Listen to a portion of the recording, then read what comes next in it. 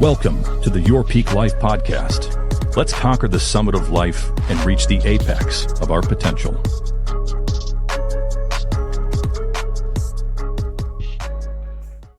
Welcome to another episode of Your Peak Life podcast. Today we have Davina Hughes, and her energy is contagious. Absolutely. Thank you. So welcome. Thank you. Tell us a little It's good about to be here. Yeah, thank you. Awesome. I can feel it. Right? Tell us a little bit about yourself. Yeah, so I originally got into real estate in 2007. I was pregnant with my second son. I had came out of the banking industry. So I had been in financial sales up until that point, and I just wanted something different. And so I thought to myself, I love houses. I have a great eye for design. Everyone thinks, oh, let's go into real estate because we love houses and it sounds like a good idea. You get into real estate and then you realize there's not as much flexibility and freedom as you thought. And it is a lot of work. And it's a huge learning curve because what you learn in real estate school is like that much of what you actually do once you become an agent. So I did real estate from 2007 until 2010. It was a combination of just traditional brokerage, and then I went to new construction after '08 because the market was a very different market at that point. It was. And I worked for a national builder, D.R. Horton, who's just now recently making their way up to this area. They build a fantastic house, and they have great incentives, not just to the people that worked for them, but also to the agents that actually sold the houses. So we were actually able to make a decent living during that season. After that part, I took a break off. I started homeschooling my kids. I have 4 boys. They're amazing, and sons are the best. And I'm going to tell you something. I tell people all the time, my kids are literally the best kids I could have ever asked for. Wow. They are responsible. I'm like, I raised you, because I was the actual worst child. My mother was like, oh, Jesus, every day, all the time. But my kids turned out great. And so I'm super proud of them. But when I first decided to homeschool them, I knew I couldn't do real estate and homeschool them. It's just real estate's too demanding, and my kids were demanding. So I just made the decision to just focus on that for a while. Then we moved to Hampton Roads during that time. And around the time my oldest went into 5th grade, I felt good with sending them back to school. And that's when I repicked up my career in real estate. And it actually came from, believe it or not, I was visiting my mom back home, and I had a dream. I had a dream that I went back into real estate. And in the dream, it was specifically laid out like the things that I would do in real estate. Like it was like 4 parts. One would be really working a lot with foreclosures and short sales, because I had done that a lot in the past. The other one was around staging and design. It was specifically geared to things that I actually do right now. And I don't know. For me, I'm a big believer in spiritual things. So when I get dreams, I'm like, yeah, let's do it. And that's pretty much how I wound up to this point today of being in real estate. Now, do any of those dreams say, I need a girl in your life? No. I have goddaughters, and that's... Gotcha. That's it. I want to be the only princess in my house. I want to be the only person with a lot of shoes. I want to be the only person with all the things. Yes, I know men have a lot of shoes. Oh, I know. Not me. But most men aren't you. No, they're not him. That's true. You know what? It's funny because my daughter right now, she's in that stage where I'm her favorite. Of course. You know, we went on a field trip and mommy sat down next to her and she was like, I want my dad to sit next to me. I was like, yes, get the hell out of here. I love that story, man. Go to the back of the bus. I got this. And then she didn't invite my wife right now to go on this field trip this Saturday to Busch Gardens, which is going to be fun. That just says you're an amazing dad. Because girls, we love our dads as long as they're great. And that just tells me that you have to be a top-notch dad. That all about you like that. That's amazing. These guys know. Priority number one is definitely the kids. I'm not missing an event, you know? Yeah. Although we're busy, we can always make an hour of our time to go to those 100%. little events, musicals, whatever. 100%. But you said you were with D.R. Horton and all this, and what state were you in? That's a great question. I am originally from Alabama, Roll Tide. And so And so that's where I was living during that season. And when me and my ex-husband, we moved from Alabama together to here. He transferred. It was a huge corporate move, which was another thing that I really got into when I moved up here, is helping people do corporate relocation. Because when you've moved thousands of miles, like, you really understand what it's like to have to redo your whole life and figure out everything, buy a house in a state, in a city that you know nothing about, and how important an agent is when you make those types of huge moves. So that's a big thing for me, whether people are PCSing or they're doing a corporate relo. I'm all about making sure they feel fully taken care of and they understand the area that they're moving to. Gotcha. So what year was that you came back here? 2014. Okay. So a long time ago. 10 years. I mean, it's not that long ago. It's a long time. But it's kind of cool. Like, I didn't know you were doing real estate that long either. Obviously, we've communicated, but not like that. And, I mean, you were in the crash also, you know, Yes. '08. Yes, that's why I know short sales. That's why I understand foreclosures, all that stuff. And the first short sale I did was actually from my mom. Her and my dad were shit. getting a divorce, and they needed to sell their house. And they had bought like a few years before, like '05. And then everything kind of tanked in '08, and they were trying to sell in '09, and they were like 50 grand upside down. And there was just no way they could sell their house. There's just no way. And so I figured it out. I was like, my mama needs my help, so I'm going to figure this out. And that's what I did. So let me ask you, when did you pick back up real estate here? So you came back in 2014. When did you get 2017. So 3 years. Yep. Okay. So because when I look at you and I follow you on social media, and I'm always nosy as hell, right? And I actually just kind of like your team. You know, I was with Chai. Yeah. You know, Chai came to the radio station yesterday. She did a phenomenal job. But from the outside looking in, it looks like you're really deep rooted in the community and with your friends. That's why I asked that. Like me, I've been here since 1997. So my roots have been from 1997. A lot of my friends are still the same friends. Wow. Yeah, so it says a lot about you that you have those deep relationships with your team and with those people. Yeah, I think for me, one of the biggest things is always relationships, because the people that you're with, it'll make whatever you're doing fun. I mean, you could literally be anywhere with the right people and you're going to have a good time.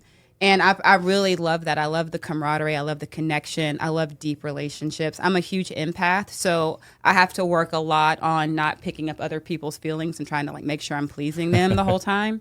But yeah, no, for sure. I'm all about deep connections and deep relationships, not just with my team, but also even with my clients. When you do high volume, sometimes it does make it a little difficult to create those deeper relationships. And there was a season like when we were crazy for those 2 years post-COVID, I'm now having to go back and like make sure that I'm really digging deep again with my people, because it was crazy there for a little bit. Yeah.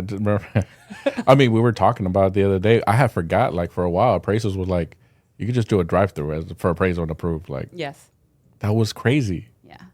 That was, You know, but when you're in it, when you're in that environment, like COVID just kind of flew by, It really did. right? It was just like, boom. It was a crazy market. We all adjusted to it, and then it dropped, right? We readjusted, and now we're adjusting to the new norm. Right. yeah, it's just a little pivot. That's Yeah. it. I always say pivot, don't panic, because that's what people, especially when all the laws and everything started changing, everyone's all freaking out, and they're like, oh, I'm like, look, 2008 was a real moment. This is nothing. We're going to make it. And the mortgage lenders, they had already gone through their whole thing as well. They've already had their the way their pay structures adjusted and changed, and they survived their fine. Yep. And it's just a matter of just moving with things as they progress and move forward and not being afraid. I think too many people in our industry just partner with fear, like from the beginning. They hear something new. Something new means be afraid, instead of just saying, all right, something's new. That's good. I'm going to pivot and I'm going to make it, I'm going to bring it into my strength and make sure I excel in that space. That's a great answer. It's just, you're right. Like fear, it's just like, I look at it and it's like, okay, what's next? Like, Exactly. cool. Like, Cool story, I'm bro. not gonna stop doing what I'm doing. Like that's like they take it to the extreme and they go straight to social media. And, They do, and they freak and just out. inflate everything it's a non-factor. That's why we shifted the focus to education and educating the agents here at Iron Valley, because when you're knowledgeable, that fear goes away. 100%. And we do the same thing for our clients too. I had a listing appointment with a client and they brought up all the things, and you just move right into educating them about what this means. If you decide to not pay a buyer's commission, you may affect the amount of buyers that can qualify for your home. And is that something that you want to do? And it really comes down to not just educating agents, but when we get that education from places like here, when you guys do your weekly educating seminars for us, which is really cool, now it's our job to take that and then re-educate the public. I love that. That is the exact goal. Well, and credit to you also. I mean, you coming over, we see you here all the time, taking advantage of everything that's here, and Of not course. like I'm this superstar agent, right? Like I don't need to be there, but like you're still showing up, right? Like, shit, Edwin learned something the other day, which was something minute, but it was something that started from another agent that was new and didn't know, and we didn't even realize she didn't know, right? And then Edwin was like, "Wait, what was that?" And then it's just learning, right? If you're together networking, you're gonna learn stuff. And the moment you implementation. think that you don't have anything else to learn, like you're already failing. Oh, Like yeah. you have to live from a place of being like you have to live a life of a learner. And that's why I come in. That's why I, text you guys, call you guys, because all of us together, like it's the collaboration and the knowledge is what pushes all of us. I mean, if I want to stay in a silo and just do my own thing and think I'm the, whatever, then it turns into then it becomes me and it's my ego and it's my problem. And then I wind up, losing. In the long run, you lose in the long run if you think it's just you and you're the best in your own little silo of greatness. Right. It's crazy. Yeah, I still think I'm the shit. Like I do, but I also like. I didn't know networking, if we right? could cuss on the podcast. Oh, you could absolutely. Yeah, go ahead. You want to re-say that? Yeah, you think you're the. You think you're the shit? She was good about to break it out, right? That Alabama. Alabama. I would have not guessed Alabama. Honestly, I would have guessed more of a big city. I don't know why your vibe. You can't hear the Southern when I talk, though. No, I heard it a little bit on certain words, but That actually makes me, I don't know how I feel about that. I couldn't hear it. Really? Well, I can't hear. I'm old. You can't hear I'm old. this is true. He knows, right? Yeah, he I was can't born hear. in the 1900s. Hey, hold up. We were all born in the 1900s. When my kids first said that to me, they're like, "Oh yeah, Mom, Yeah, you were we got born in that. the late 1900s." I was like, "Excuse me?" Yep. Is a fact, right? Yeah. So Davina, so now you've got a bunch of experience. You're talking about, let's call it 15, 16 years, right? Off and on. What's the next 5 years look like? Wow. So for me personally, the next 5 years is really centered around me growing as a leader. Because being an agent and being good at being an agent is great, but it's like, what do you do with that? It's like becoming a great parent. The goal when you become a great parent is to pour into your kids and to essentially become their floor, right? So that way, everything they build is from you and being able to push, you push them up. And that's the same goal for me in leadership. As you learn and become a great leader, the goal is to bring people in and see how far that you can help them elevate and to grow. And to some point, with our children, they don't need us anymore. And that's the same goal for me when it comes to leadership, is to grow to that place to where I elevate people to the point to where we're still cool, we're still friends, but you don't need me. If you want to still kick it with me, great, but you don't need me. Absolutely. Yeah, I had that same relationship with my team and when I had a team, and a lot of my good friends were on that team. It was all friends and family. And I kind of pushed, the first person I pushed off was Maureen Montealegra. I came to her, I said, "Hey, you're not going to be on the team next month. You're going to start your own thing." She's like, "Wait, what? I got a year." I said, "Nah, next month you're gone. You don't need me. You're crushing it. There's no reason for you to need me. I need you to leave and start your own thing." But I love that, because what you're doing is you're instilling confidence into that person to know that, hey, you really don't need me. Please go do your thing. Because when you hold people back because you're selfish or because you need them, it creates a small mindset, and it makes the whole team feel small, and it just restricts growth. And so for me, my goal is to, over the next 5 years, definitely grow in leadership. But also, I'm all about building my financial portfolio as far as real estate. I'm all about, having a family trust. My goal is to have 10 homes in our family trust before I'm done with real estate, because I'm a big believer in leaving an inheritance to my kids.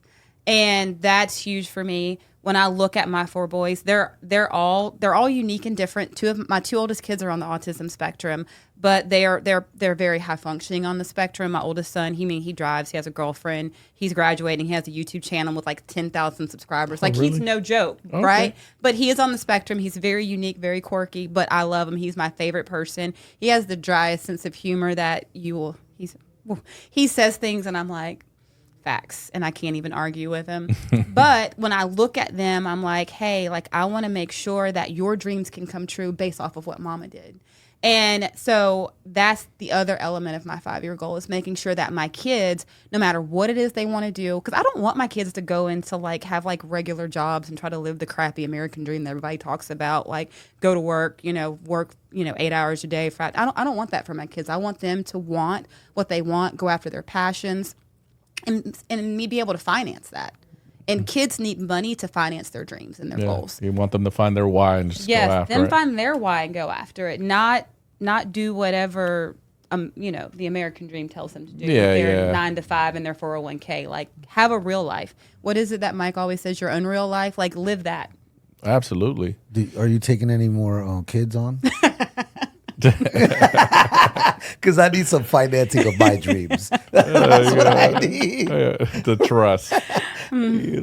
I mean, that's something we talk about here heavy is the family, right? Because we talked about it last time. It's man, F them kids. We're going to watch them grow and they're going to leave us. But I mean, if they leave us, they're going to be well off, right? Yeah. We don't know what those families are going to look like. We all know, we're old enough to know there's breakups, there's things change. Things change, right? And but you're gonna have that structured for them. Exactly, right? and in the mindset. I mean, that's the biggest thing with being entrepreneurs, right? Is that you have to have a mindset that says you can do it, even if you fall down, get back up, do it again. You're a winner. You can do it. And I feel like us as parents with kids, we're instilling a mindset in them of success and that they can be winners. And whatever they want to try, you may not succeed the first time, but don't be fearful and not try it again. Mm-hmm.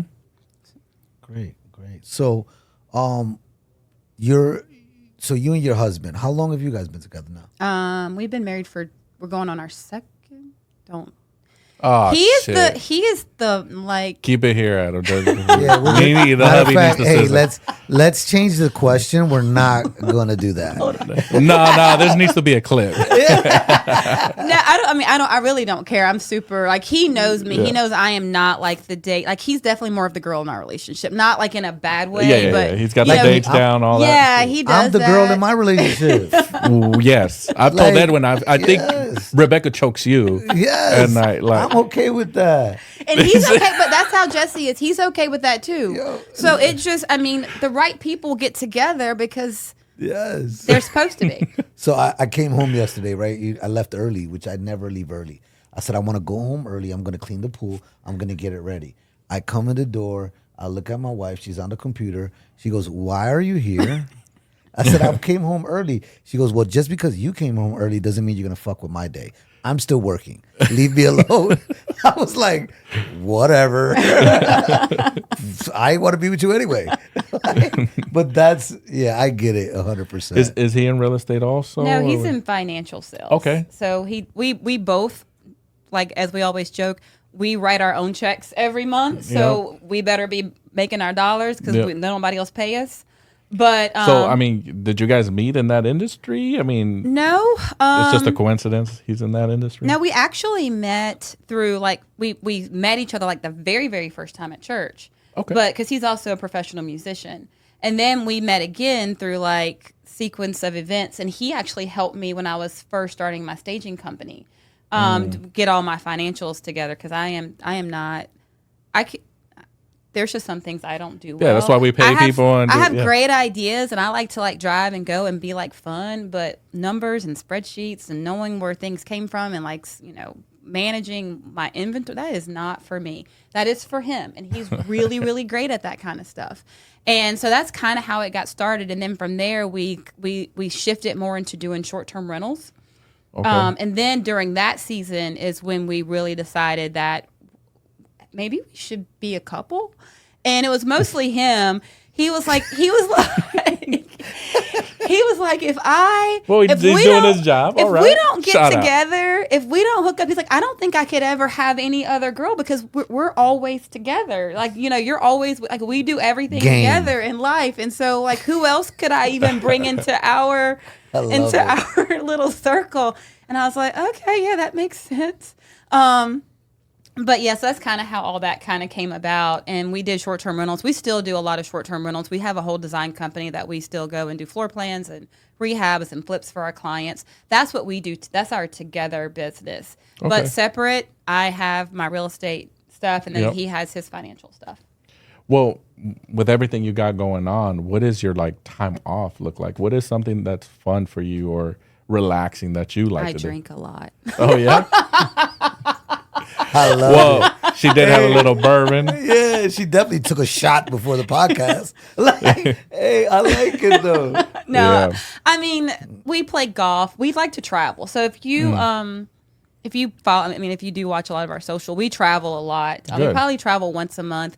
For him, with his work, his office is out of Nashville. So we go to Nashville a lot. Like this summer, we're going to, I don't know. See, he plans all the trips, but I know we're going, what's Mexico? The place that everybody goes in Mexico. Cancun.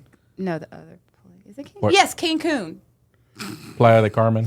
Cancun, and then not Dominican. Puerto. No. Well, Punta Cana. Yes, that place. So we're going 2 places. We're going to Nice. Vegas, that kind of stuff. We actually got married in Vegas. So did I. It wasn't Elvis didn't marry us. If you go a mile out, what is it, like 1 hour outside of Vegas, there's a place that's called the Valley of Fire. Oh, no, never And it's heard like of it. all of these really beautiful red rocks. It was just me and him, and he has family that lives in Vegas. Okay. So they showed up, and we just got married. My older daughters live in Vegas. Yeah, so it's pretty cool. Yeah. So we try to go back a lot. That's because- dope. I got married in a drive-through during COVID.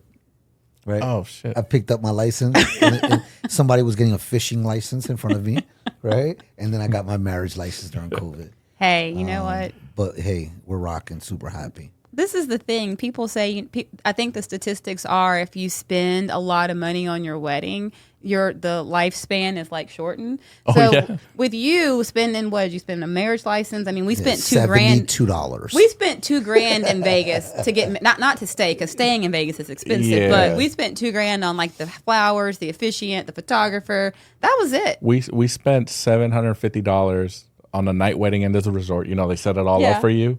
We had 50 guests, and then we paid the bill at the Mandalay Bay for like the seafood buffet. Like, That's what's up. and then after that, we all went out and partied.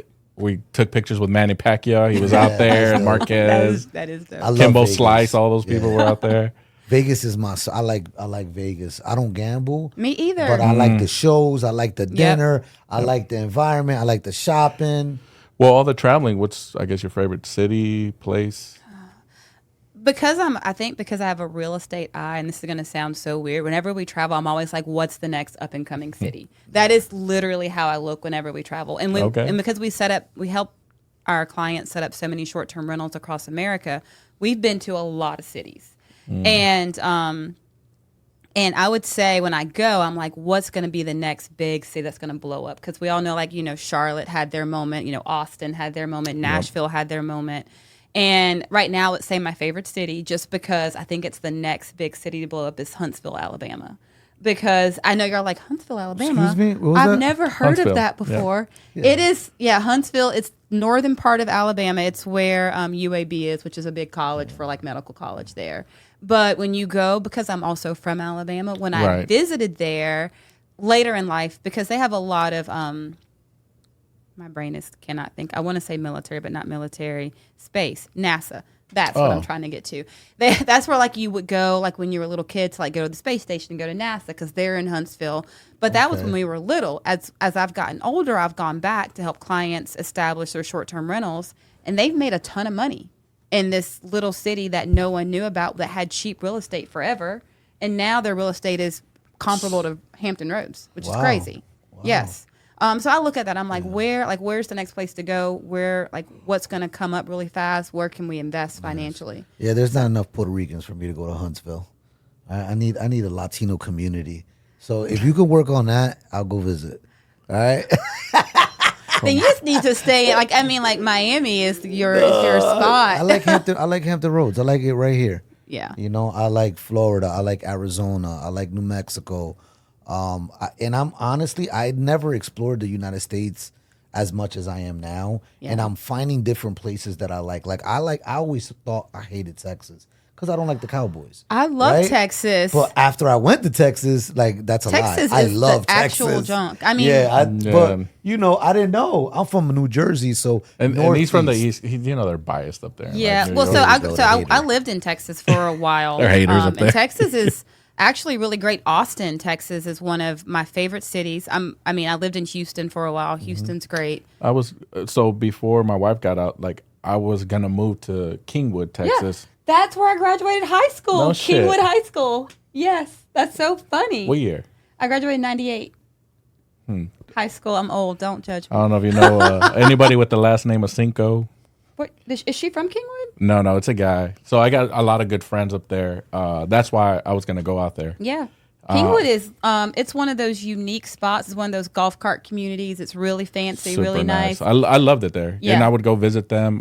You drive to the grocery store in your golf cart. That's how it is. Oh, super so nice. we were in high school together, just so you know. Okay. I graduated in 97. Did you really? Mm-hmm. All right. Are we the oldest? What year did you graduate? 99. Okay, so we're we're all the same age. Yeah, we're around the same age. I always feel so old next to people because everyone's like, I graduated in 2006. I'm like, okay. Yeah, but you know what? We're at that age now. Like I was telling them, but it's like you look at some of your friends, like, damn, they're not aging well, right? like damn, they look like they're 60, right? Life hit you hard, buddy. What is that saying? Rode hard and put up wet? Like that's what they look like? No, we're all right. We're all right. You know, like I see younger people like you're starting looking older than me. Like we're okay. Yes. But you know who really surprised me? Chai on your team. Yeah. So I found out yesterday on the radio station that she did 21 years in the military. Navy. Yeah. And I looked. Chai, I didn't know that. You look at her, she doesn't look like she did 21 years in the military. She does not. No. Like, I really did not think that. I thought she was a newer agent. You know, I don't know what I thought. But when I heard that on the podcast, I'm like, yo, wow. She's like my age. Like, I didn't know that. Yeah. You know? That's nuts. That's cool. What would you tell somebody like joining or starting any career? Like, what would be your biggest tip to any youthful, energized person that's joining, well, let's say real estate? Okay. Like, what's that advice you want to give that agent? First thing is when you decide to become a realtor, know that you're starting a business. It's not you're going to work for someone and you're like making their dreams come true as a worker bee. Like you are starting a business. And your goal when you walk in is to learn everything that you can because we actually have a really cool business. We can start a business for what's our licensing and everything, around $2,000 or $3,000. And most of the time you sell one house, your ROI is already there. So you're already profitable with your first deal when you go into real estate. So if you walk into it knowing that you're starting a business and you treat it like a business, don't treat it like a job, learn what you need to learn from your mentors or from your broker or whomever it is that you're learning from, but then also never lose sight of the fact that your goal is to grow as a business owner. Learn about business.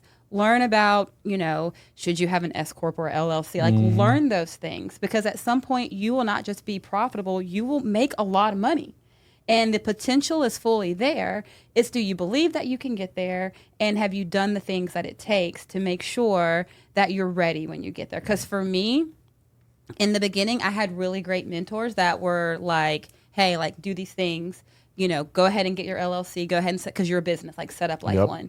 And throughout time of my career a little bit, I fell out of that reality, and I kind of fell more into just working to make a check instead of knowing that I'm building something for not just myself, but for my family. And I don't know, I think people have such a worker mindset or such an employee mindset that it's a hard light to turn on in your brain the moment you realize that the potential here is unmatched. My ability to grow, my ability to make money, my ability to change my family's lives, my ability to help families actually purchase. I mean, home ownership is the number one way that people actually walk into wealth in America. Yep. So you have this ability to drastically change other people's lives along with your own. And so just don't ever lose sight of that and know that walking into it. So that way you can fully reach that potential. And you said it early in your comment, you had mentors, which is great because I walked into real estate, I had no mentors. I was just learning as I went, and it was just production. What's the next lead? What's the next thing I'm going to fell into that though. Yeah. And it wasn't until I got here and these guys started schooling me on stuff. The business side, I wasn't all the way there either. I just knew the basics.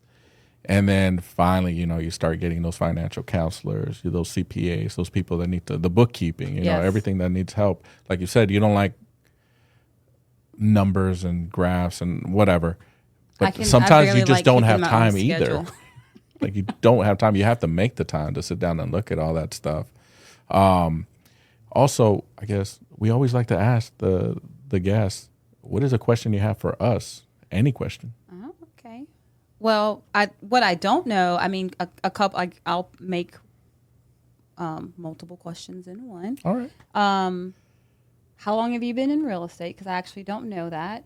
And as far as I know, you're the principal broker. You always joke that you have no ethics, but I feel like that's not true. Just in real estate, they say you don't have any ethics. Right. But what is it like? How did you wind up getting to where you are as being a principal broker for a non-realtor company?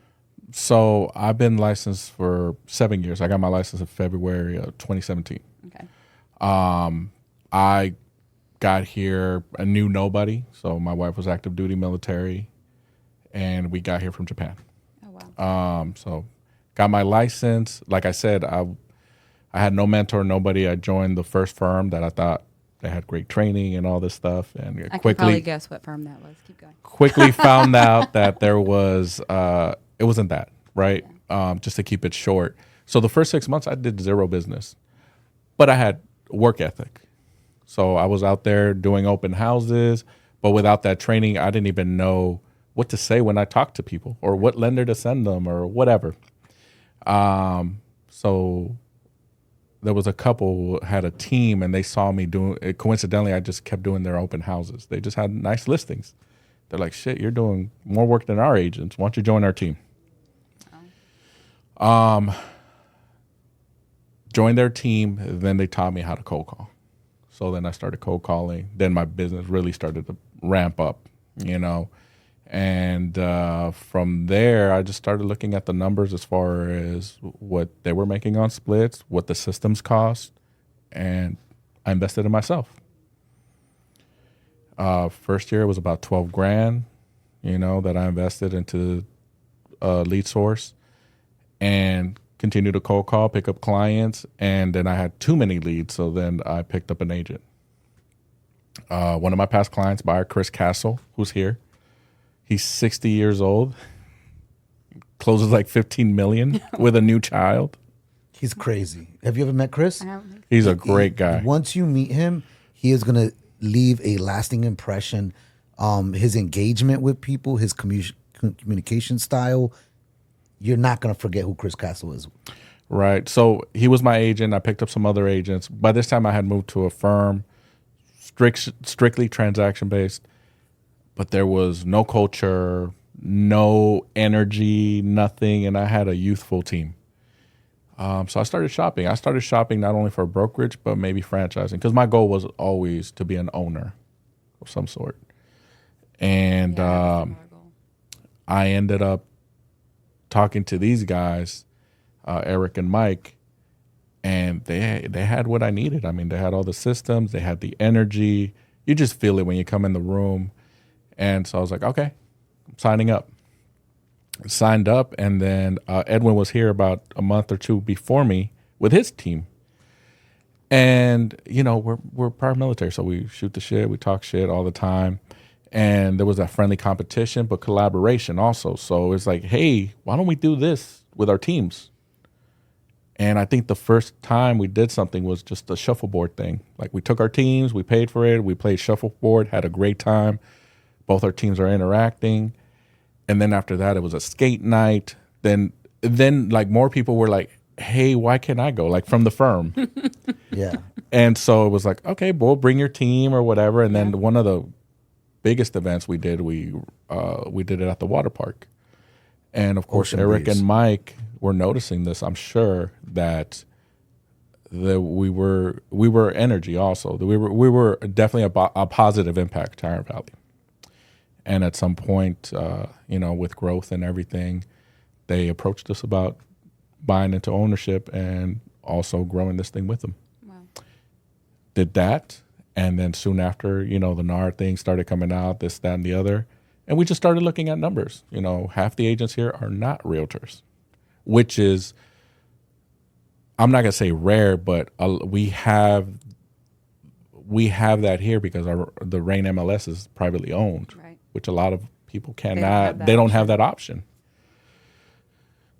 And so we, like all things, we mastermind and we strategize, implement, and run with it. And so we needed a principal broker to be legal to run that side of the firm. And so that's where I disassociated and took on the role as principal broker.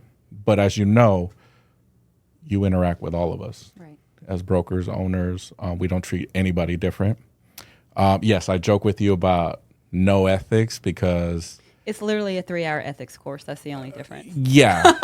Yeah, but I'm still funny. that guy that could do a deal on a handshake. I keep my word. Aside from that, I treat everybody fair, with respect, from the cleaning lady to whatever agent, principal broker.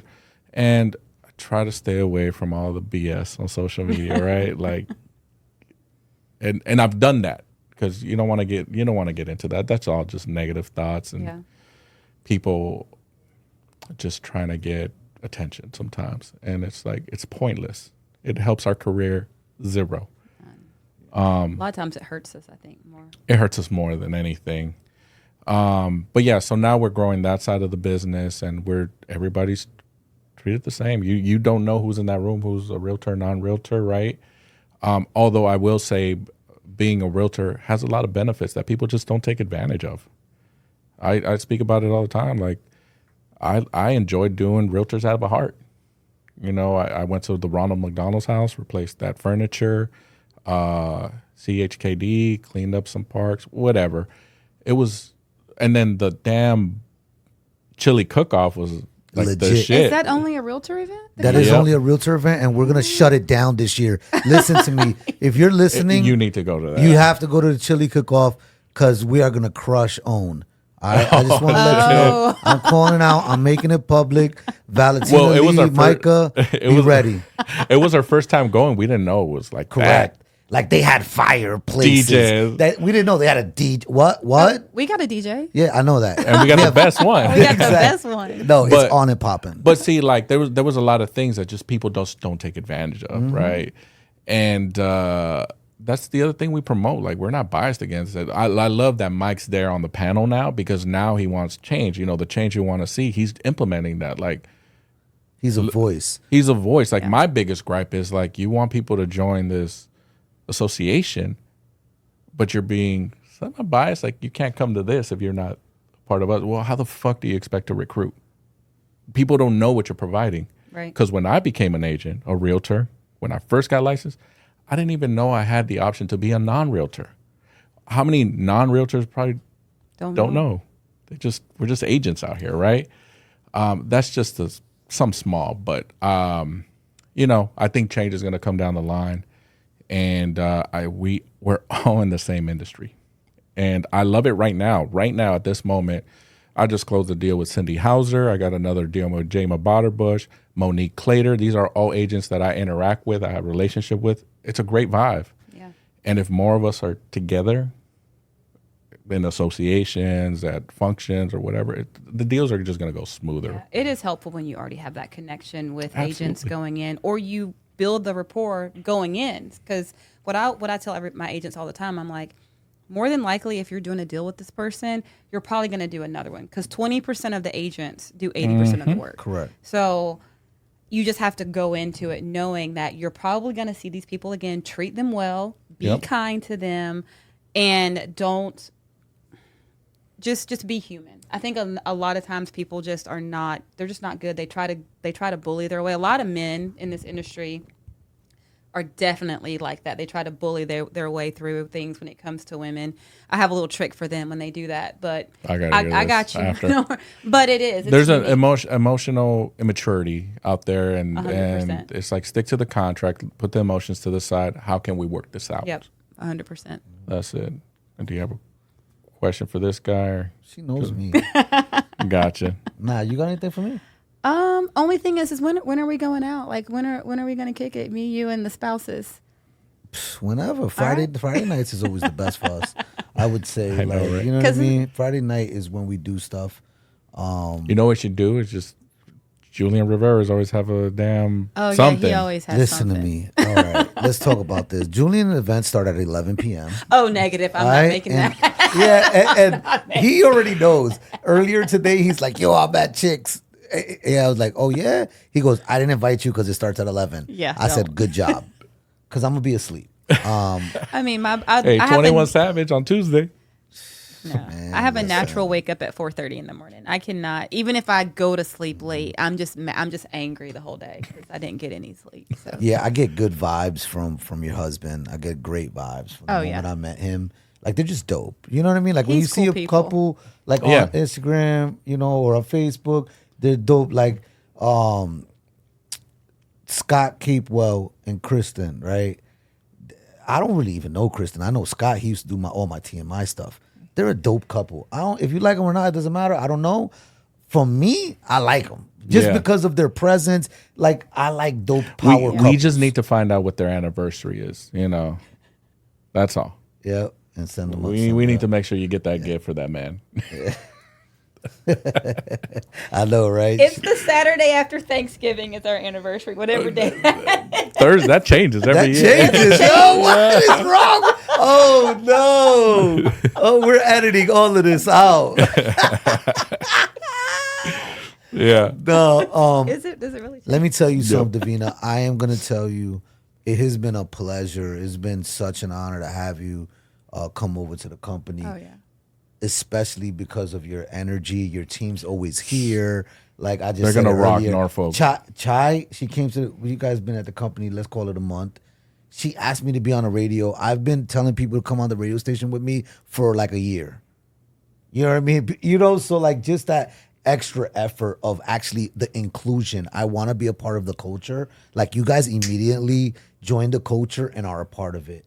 So I love that because I think that Shit, she's here right now. yeah, facts. She's on the podcast.